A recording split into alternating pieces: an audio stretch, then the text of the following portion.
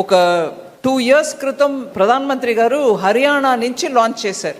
బీమా సఖి LICకి insurance company అన్నిటికీ మహిళల్ని ఏజెంట్గా గ్రామానికి పంపించి ఇన్సూరెన్స్ని ఇంకా ఎక్కువ కవరేజ్ ఇవ్వడానికి. అప్పుడు లాంచ్ చేసిన ఆ రోజే అక్కడే మేము 10 లక్షలు ప్లాన్ చేసాం. అక్కడికక్కడే ఒక 3 లక్షల మంది జాయిన్ అయినారు. 1 సంవత్సరం లోపల దాని రిజల్ట్ అద్భుతం. ఇన్సూరెన్స్ కవరేజ్ పోతుంది.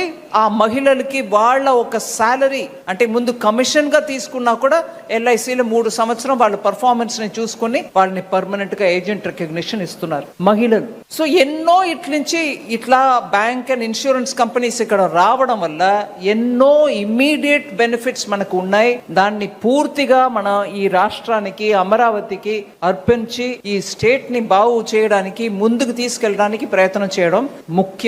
దాంట్లో నేను ప్రధానమంత్రి గారికి నేను మాటికి థ్యాంక్ యూ చెప్పడానికి ఐఎమ్ డ్యూటీ బౌండ్.